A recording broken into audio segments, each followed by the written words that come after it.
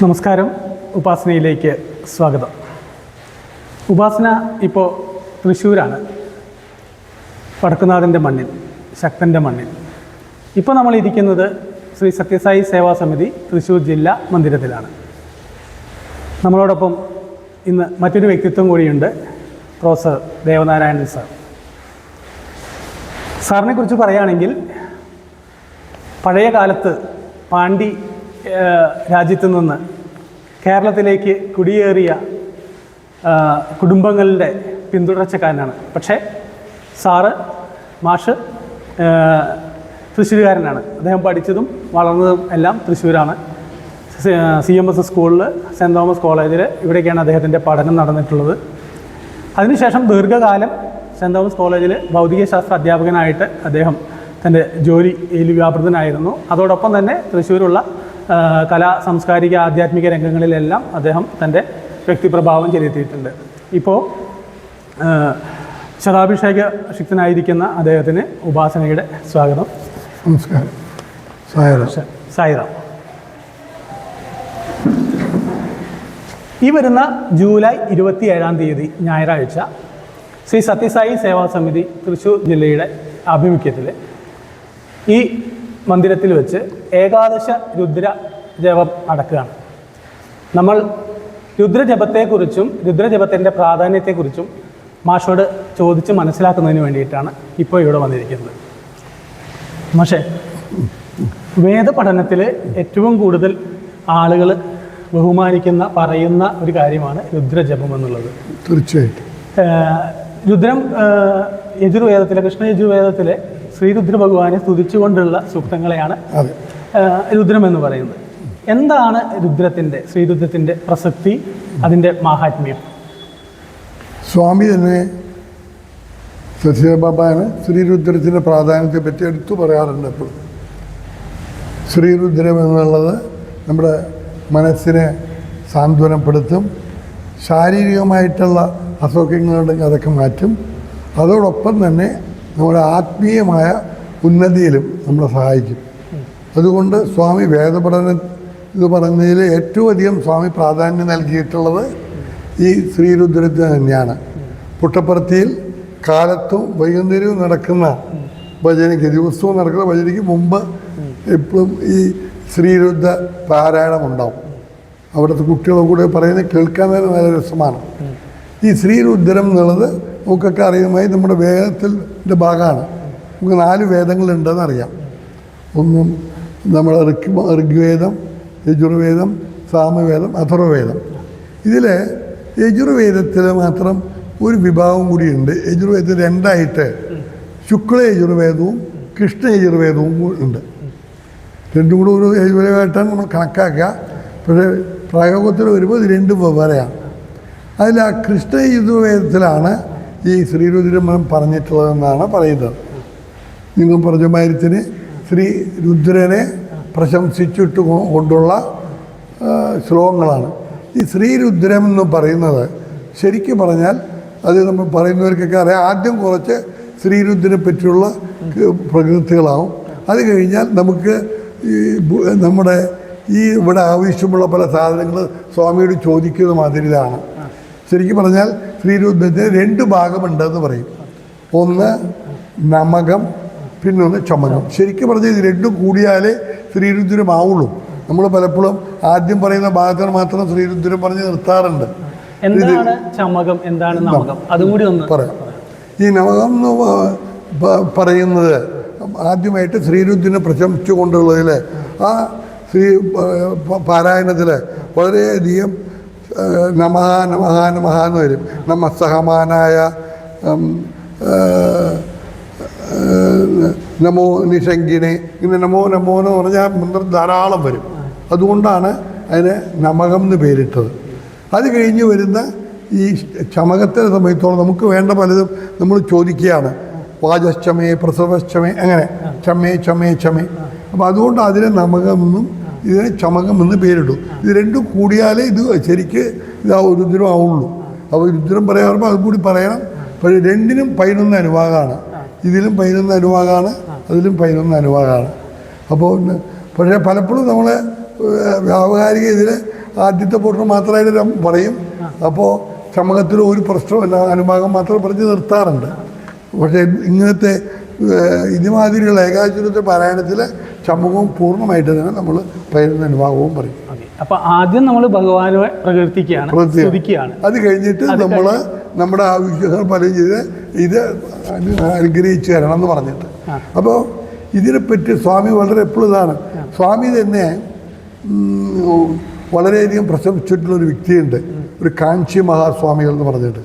സ്വാമി പറയണു, ഗീതയിലുള്ള 4 യോഗങ്ങളിൽ ഈ കർമ്മയോഗത്തിൻ്റെ പ്രതീകമായിട്ട് സ്വാമി അങ്ങൊരു വ്യഷ്ടി അവതാരമാണെന്ന് പറഞ്ഞിട്ടുള്ളത് ഈ കാഞ്ചി മഹാസ്വാമിയാണ്. ഈ കാഞ്ചി മഹാസ്വാമി എന്നുള്ളത് കാഞ്ചി മഠത്തിലെ ശങ്കരാചാര്യരാണ്. ഇപ്പോൾ ഉള്ള ശങ്കരാചാര്യർക്ക് മുമ്പിലത്തെ ഗുരുവിൻ്റെ ഗുരു. അദ്ദേഹം എപ്പോഴും ഈ ശ്രീരുദ്രത്തിൻ്റെ പ്രാധാന്യത്തെപ്പറ്റി എപ്പോഴും വളരെ വാചാലാണ്, എപ്പോഴും പറയും. എല്ലാത്തിനും ഉള്ള ഒരു ഒറ്റമൂലി എന്ന മേലിച്ചാണ് അദ്ദേഹം പറയും. അപ്പോൾ അദ്ദേഹം എപ്പോഴും പറയും, ഇത് നമ്മുടെ മനസ്സിനെ സാന്ത്വനപ്പെടുത്തും, നമ്മുടെ നമുക്ക് എന്തെങ്കിലും ലോകത്തിൽ ആവശ്യമുള്ള മംഗളകാര്യങ്ങളുണ്ടെങ്കിൽ അതിന് ഉപയോഗിക്കാം, സ്വാമിയോട് ചോദിക്കാം. അല്ലാതെ നമുക്ക് സൂക്കേടാ വരുന്നത് വെച്ചാൽ അത് മാറ്റിക്കിട്ടാനായിട്ട് പ്രാർത്ഥിക്കാം. ഇതൊക്കെ ചെയ്യുമ്പോൾ നമ്മൾ അറിയാതെ നമ്മൾ ആത്മീയമായിട്ട് നമ്മൾ മുന്നേറും. അതാണ് അതിൻ്റെ പ്രത്യേകത. കാരണം കുറച്ച് കഴിയുമ്പോൾ ഇതിൻ്റെ അർത്ഥം പറയുമ്പോൾ നമുക്ക് മനസ്സിലായി, ഒരേ ശക്തി തന്നെയാണ് എല്ലാ ചരാചരങ്ങളും ഇരിക്കുന്നതെന്നാണ് ഇതിനെ പ്രകീർത്തിക്കുന്നതെന്ന് മനസ്സിലാവുമ്പോൾ നമ്മൾ ആത്മീയമായിട്ട് മുന്നേറുമെന്ന് അദ്ദേഹം പറഞ്ഞു. നമ്മൾ ഈ രുദ്രജപത്തിലെല്ലാം ഈ ഏകാദശ രുദ്രജപം എന്ന് പറഞ്ഞിട്ട് പലയിടത്തും കാണുന്നുണ്ട്. എന്താണ് ഈ ഏകാദശ രുദ്രജപത്തിന്റെ, എന്താണ് അതുകൊണ്ട് ഉദ്ദേശിക്കുന്നത്, എന്താണ് അതിന്റെ 11 ഒരു പ്രാധാന്യം കൊടുത്തുകൊണ്ടുള്ളത്? അതെ അതെ അതെ അത് പറയുന്നത് ഈ ദേവാസുര വിദ്യ എപ്പോഴും നടക്കുമല്ലോ, അതിലങ്ങനെ വന്നപ്പോൾ പലപ്പോഴും ദേവന്മാർക്ക് തോൽവി പറ്റാറുണ്ട്. അങ്ങനെ ഇന്ദ്രൻ ഒരിക്കൽ അമരാവതി വിട്ട് പോകേണ്ടി വന്നു. അസുരന്മാരാണ് അവർ ഉണ്ടായിരുന്നത്. അപ്പോൾ ഇന്ദ്രൻ ഇത് ഇടയ്ക്കിടയ്ക്ക് നമ്മുടെ പുരാണങ്ങൾ വരുന്ന, അപ്പോൾ ഇന്ദ്രൻ നമ്മുടെ അദ്ദേഹം പഴയമാതിരി ദേവന്മാർക്ക് ജയം കിട്ടാനായിട്ട് അദ്ദേഹം കശ്യപ മഹർഷിയോട് പോയി എങ്ങനെയെങ്കിലും എന്നെ സഹായിക്കണം എന്ന് പറഞ്ഞ് പ്രാർത്ഥിച്ചു. അപ്പോൾ കശ്യപ മഹർഷി തപസ്സിലിരുന്ന് ധ്യാനിച്ച് ശിവനെ മുമ്പിൽ, അദ്ദേഹത്തിന് മുമ്പിൽ ശിവൻ പ്രത്യക്ഷപ്പെട്ടു. അപ്പോൾ ശിവനോട്, നിങ്ങൾ തന്നെ എൻ്റെ മകനായിട്ട് വന്ന് ജനിക്കണം എന്ന് പ്രാർത്ഥിക്കും. അപ്പോൾ അദ്ദേഹം മകനായിട്ട് ജനിച്ചു കഴിഞ്ഞാൽ അദ്ദേഹത്തിനോട് ആവശ്യപ്പെട്ട് ഈ അസുരന്മാരെയൊക്കെ ചെയ്യുക. ശിവൻ പക്ഷേ ഒരാളായിട്ടല്ല, 11 രുദ്രന്മാരായിട്ടാണ് ജനിച്ചത്. അത് കശ്യപ മഹർഷിക്കും സുരഭിക്കും കൂടി 11 രുദ്രന്മാരായിട്ട് ജനിച്ചു. 11 രുദ്രന്മാർക്കും പല പേരുണ്ട് കേട്ടോ. അതായത് കശ്യപൻ, വിരൂപാക്ഷൻ, കപാലി, ശംഭു, അഹിർബുദ്ധിനി, ഇങ്ങനെ പറയും 11 പേരാണ്. അപ്പം അതിൽ കുറേ പേര് ഈ അസുരന്മാരെ തോൽപ്പിക്കാനായിട്ട് വന്നതുകൊണ്ട് യോദ്ധാക്കന്മാരുടെ വേഷവുമൊക്കെയാണ്, വാരിയേഴ്സ്. അതേസമയത്ത് കുറേ പേര് കുറച്ച് മുനീശ്വരന്മാരെ പോലെയാണ്.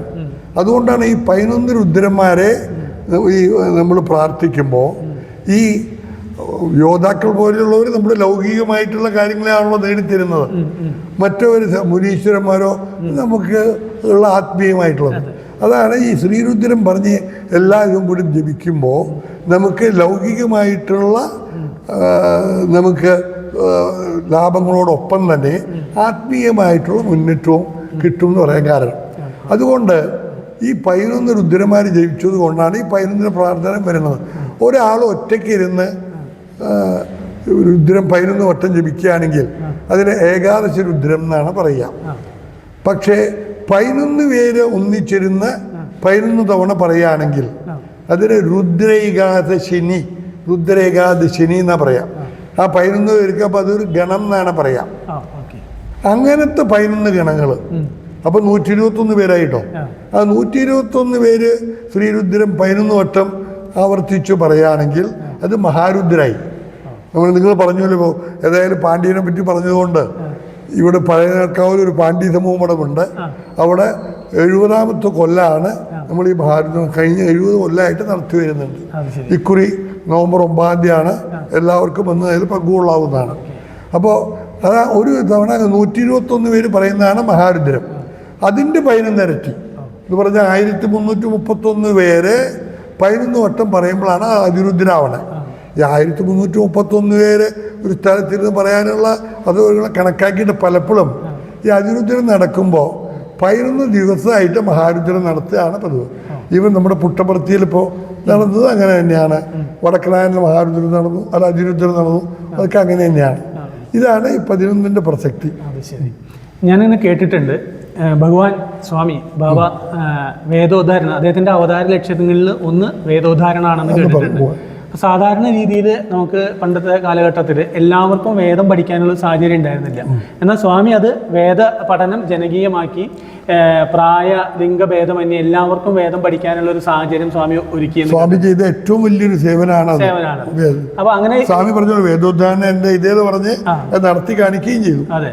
അപ്പോൾ അങ്ങനെ വരുമ്പോൾ നമുക്ക് ഇപ്പോൾ എല്ലാവർക്കും വേദം പഠിക്കാൻ പറ്റില്ല, അല്ലെങ്കിൽ ഇതാവില്ല. എന്നാൽ ഇപ്പോൾ മാഷ് പറഞ്ഞ പോലെ ഇങ്ങനെ ഒരു വേദ യജ്ഞം നടക്കുമ്പോൾ അവിടെ വന്നിരുന്ന് അത് കേൾക്കാനുള്ളൊരു ഭാഗ്യം കിട്ടിയത്, അങ്ങനെ കേൾക്കുന്നവർക്ക് എന്താണ് അതിൻ്റെ ഒരു പുണ്യം, അല്ലെങ്കിൽ എന്താണ് അതിൽ ഉള്ള? തീർച്ചയായിട്ടും നമുക്ക് തീർച്ചയായിട്ടും അറിയാം, ഈ ശബ്ദത്തിൻ്റെ അലകൾക്ക് നമ്മളെ സ്വാധീനിക്കാൻ പറ്റും എന്നുള്ളത്. ഇപ്പം നമ്മളെപ്പോഴും ഈ നോയിസ് പൊല്യൂഷനെ പറ്റി പറയുന്നു. വല്ലാതെ ശബ്ദം, ഈ വല്ലാതുള്ള ശബ്ദം കേൾക്കുമ്പോൾ നമുക്ക് തന്നെ ആകപ്പാടെ വിഷമങ്ങളൊക്കെ തോന്നുന്നു. അപ്പോൾ അതിൻ്റെ വീഴമറ്റായിട്ട് സാത്വികമായിട്ടുള്ള ശബ്ദങ്ങൾ കേൾക്കുമ്പോൾ അതിന് അതിൻ്റേതായിട്ടുള്ള സ്വാധീനം നമ്മളിൽ ഉണ്ടാവും. ഉദാഹരണമായിട്ട് നമ്മുടെ വേദമന്ത്ര ഉച്ചാരണം, അതേമാതിരി തന്നെ ക്ലാസിക്കൽ മ്യൂസിക്, ഇതിനൊക്കെ നമ്മളിൽ ഗുണപരമായ സ്വാധീനം ചെലുത്താൻ പറ്റുമെന്ന് ഈ സയൻറ്റിഫിക്കായിട്ട് തന്നെ കാണിച്ചിട്ടുണ്ട്. ഉദാഹരണമായിട്ട് അവരൊരു 30 പേരെ സർജറിക്ക് വേണ്ടി വിളിക്കുകയായിരുന്നു. അപ്പോൾ അതിലൊരു 10 പേരെ അവർ ഈ നമ്മുടെ വേദമന്ത്രങ്ങൾ അത് കേൾപ്പിച്ചു. അതിനു മുമ്പ് വേറെ 10 പേരെ നമ്മുടെ കർണാടക സംഗീതം കേൾപ്പിച്ചു. പിന്നെ 10 പേർക്കും ഒന്നും ചെയ്തില്ല. അപ്പോൾ ഇത് കഴിഞ്ഞ് അവർ ഓപ്പറേറ്റ് ചെയ്യുന്ന സമയത്ത് കണ്ടപ്പോൾ അവർക്ക് മനസ്സിലായത് ഇത് രണ്ടും കേട്ടവരെ സംബന്ധിച്ചിടത്തോളം അവരുടെ ബ്ലഡ് പ്രഷർ കൺട്രോളിലാണ്, അവരുടെ ഹാർട്ട് റേറ്റ് കമ്പൗണ്ടാണ്, അവരെ സംബന്ധിച്ചിടത്തോളം ഒരു ആങ്സൈറ്റി ലെവൽ വളരെ കുറവ് മറ്റവരെ സംബന്ധിച്ചോളം. ഇന്നുകൂടി ഞാൻ കാലത്ത് വരുമ്പോൾ കേട്ടു, ഒരു സർജറിക്ക് പോയിരിക്കാതിരിക്കുന്ന ഒരു സ്ത്രീയെ സംബന്ധിച്ചോളം ഈ ബ്ലഡ് പ്രഷർ വല്ലാണ്ട് കൂടി ഇന്ന് സർജറി നടന്നില്ല എന്ന്. അപ്പോൾ അതാണ് ഈ സംഗീതത്തിനും ഇതിനുമുള്ളത്. ഇങ്ങനെ കേട്ടുകൊണ്ടിരുന്നാൽ തന്നെ മതി. കുറേ കഴിയുമ്പോൾ നമുക്ക് താല്പര്യം വരുമ്പോൾ അർത്ഥവും മനസ്സിലാവും. അതിരിക്കട്ടെ, അത് നമ്മൾ പിന്നെ അടുത്ത കെട്ടാം.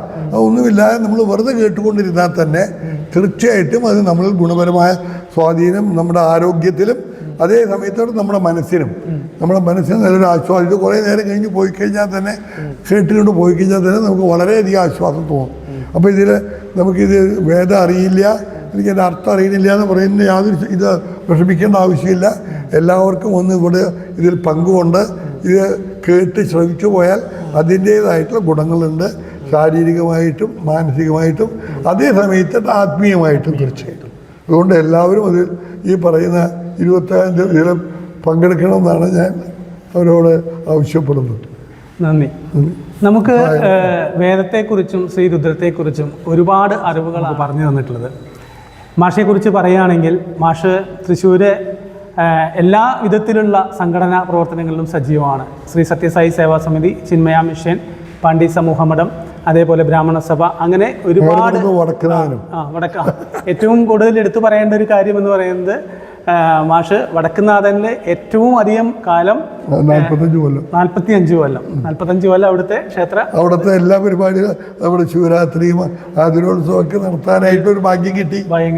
അത്രയും കാര്യങ്ങൾ വടക്കുന്നാഥ ക്ഷേത്രത്തിൽ ചെയ്തിട്ടുള്ള ഒരു വ്യക്തിത്വമാണ്.